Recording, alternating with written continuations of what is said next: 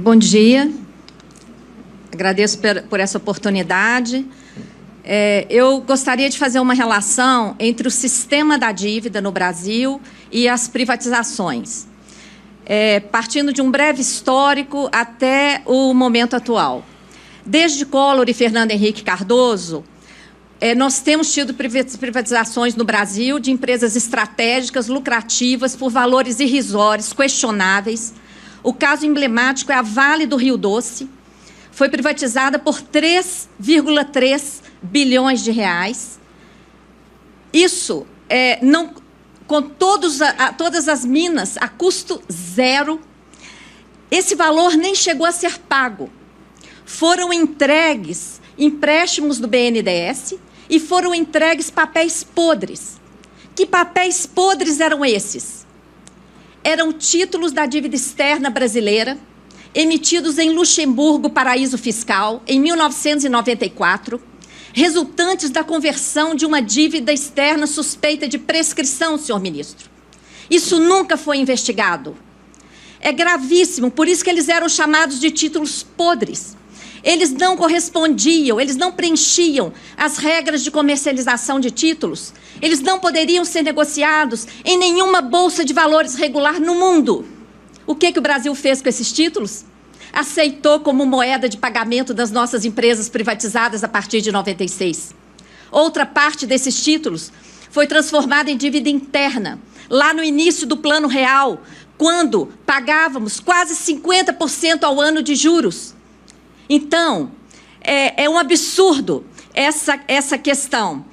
Começou também lá no tempo de Fernando Henrique os leilões dos poços de petróleo, que foram continuados por Lula, continuados por Dilma e continuados por Temer.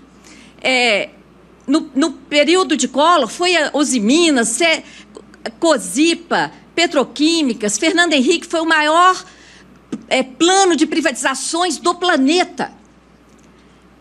Não há registro de plano de privatizações como esse, e me assusta ter ouvido aqui, ministro, que não há registro dos danos disso às finanças públicas. Isso está nos jornais. Ontem, no Estadão, foi pago uma indenização ao Daniel Dantas de 2,8 bilhões. Só uma indenização, 2,8 bi.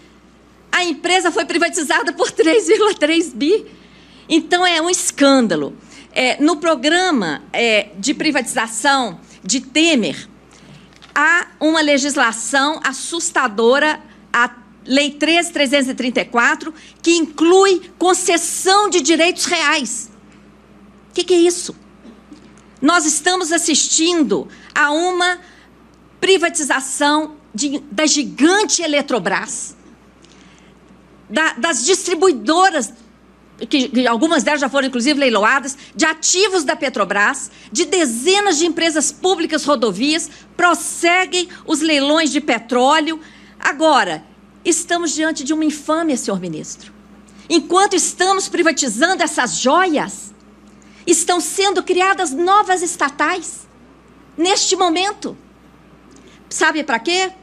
Para operar esquema financeiro fraudulento, escondido da chamada securitização de créditos.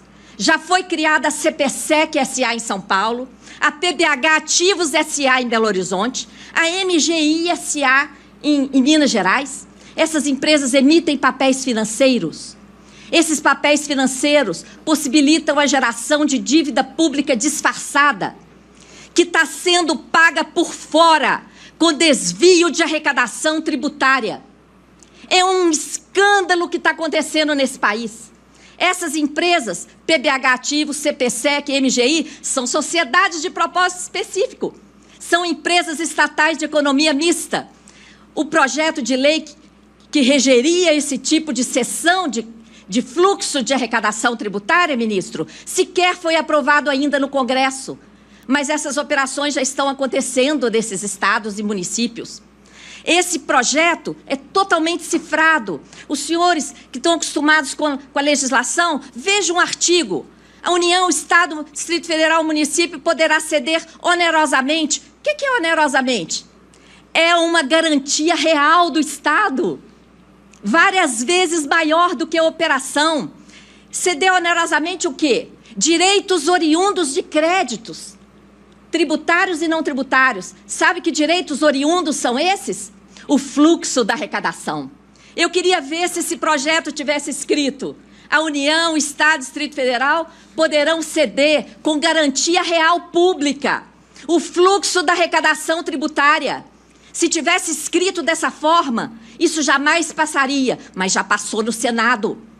Nós entregamos a cada parlamentar da Comissão de Finanças e Tributação uma interpelação extrajudicial, esclarecendo para eles o que está por trás desse texto cifrado, para que ninguém possa dizer depois que não sabia o que está por trás.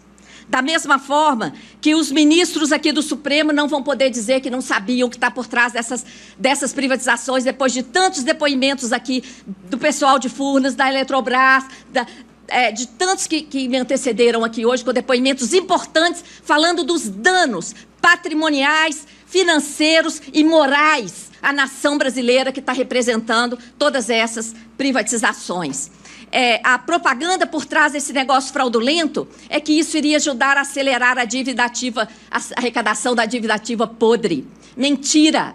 A dívida ativa podre só entra nesse negócio para calcular as taxas de administração milionárias. O que está sendo cedido é o fluxo da arrecadação do crédito líquido e certo, sendo gerada uma dívida pública por fora, que não é contabilizada como dívida, mas como venda de ativo. Vários órgãos de controle já se manifestaram contra, mas não adianta, o esquema continua e tudo mais. Qual tem sido a justificativa para as privatizações atuais, senhor ministro? A crise. Que crise? Veja esse comparativo. O conjunto de privatizações de Temer, incluindo Casa da Moeda, que foi temporariamente retirada, mas está lá nessa conta de 44 bi, Eletrobras, etc. A privatização do pacote de Temer somam 44 bilhões de reais. Olha essa notícia da Globo.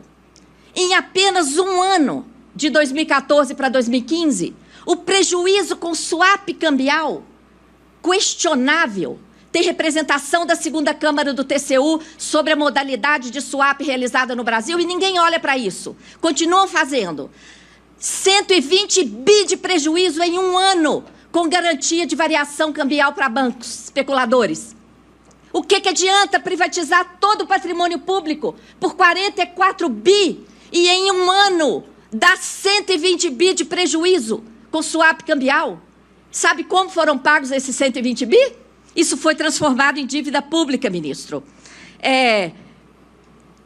Outro ponto, a relação da política monetária, que gerou essa crise. Tem uma operação no Brasil que remunera a sobra de caixa dos bancos, disfarçadamente de operação compromissada. São 1 trilhão e 200 bilhões esterilizados no Banco Central, atualmente, gerando escassez de moeda na economia, impedindo a nossa indústria de funcionar, o nosso comércio, impedindo investimentos nas estatais. Esse dinheiro gerou um custo de quase R$500 trilhão nos últimos 4 anos. Nós acessamos os balanços do Banco Central. Foram exatamente 449 bilhões de reais para remunerar a sobra de caixa dos bancos, com a desculpa de controlar a inflação. E eu digo desculpa comprovadamente pelos dados de 2017, porque em 2017 a inflação caiu, o IGPDI deu negativo, o IGPM deu negativo, e essas operações bateram recorde, atingiram em outubro a sua máxima até hoje. O custo da política monetária, ministro, em 2015, juros de 14,25% a taxa básica, quando o mundo inteiro praticava juro próximo de zero ou negativo. Prejuízo de swap, que eu já falei, emissão excessiva de títulos para formar colchão de liquidez, remuneração da sobra de caixa dos bancos, um escândalo que existe no Brasil, remuneração de juros, como se fosse amortização, ferindo a regra de ouro constitucional do artigo 67, inciso 3, gerando dívida para pagar juros, que é despesa corrente. Tudo isso fez a dívida interna crescer 732 bilhões em 11 meses de 2015. Foi isso que jogou o Brasil na crise. E aí, Depois, a dívida cresceu nesse período, 732 bi, não é? Mas os investimentos foram só 9. Isso jogou o Brasil na crise, não é? E aí, depois da crise, eu vou procurar concluir. Depois da crise, aí vem as medidas para justificar a crise. Tá? Eu vou ter que saltar essa parte da gênese das privatizações, mas o material fica aí. A gênese da crise, com essas taxas de juros mais altas do mundo, com essa restrição da base monetária nas operações compromissadas, amarrando o Brasil, gerando escassez de moeda e uma despesa de 500 bi em 4 anos para remunerar. O swap cambial indecente praticado no Brasil, os prejuízos do Banco Central que viram dívida e a explosão da dívida, pronto, está criada a crise.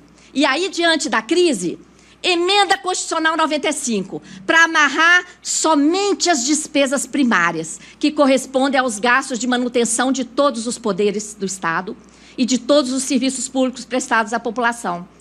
Ficou fora do teto o gasto financeiro com a chamada dívida pública. Ficou fora do teto o gasto com recursos para aumento de capital dessas empresas estatais que estão sendo criadas para operar o esquema financeiro da securitização. E as privatizações estão justificadas por essa crise produzida pela política monetária do Banco Central.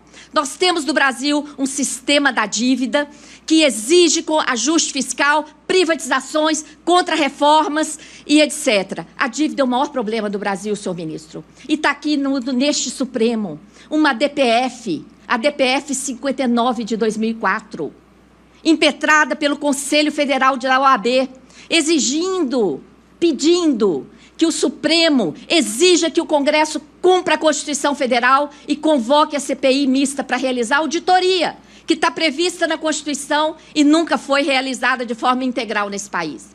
Quem ganha com todo esse esquema? O sistema financeiro no Brasil. Eu queria encerrar com esse quadro, ministro. O que nos move, nós somos uma associação sem fins lucrativos, somos voluntários, trabalhamos de graça para o nosso país, fazendo essas investigações, denunciando tudo isso. O que nos move é o fato do Brasil ser a 9ª economia mundial, um dos países mais ricos deste planeta, e ter a pior distribuição de renda do mundo. Vergonhosamente, somos o país mais injusto do planeta. Somos o 79º país no ranking dos direitos humanos, segundo o IDH medido pela ONU. Somos o penúltimo no ranking da educação. Essa situação não pode continuar, ministro. Nós não podemos aceitar a rifa do patrimônio público, que vai piorar ainda mais essa situação existente no nosso país. Esperamos que o Supremo coloque um fim nessa entrega do nosso patrimônio público de forma irresponsável, com valor irrisório, ainda por cima com financiamentos do BNDES e aceitando papéis podres. Muito grata. Agradeço, doutora Maria Lúcia. Peço, por gentileza, que não se manifestem. Obrigado, senhora.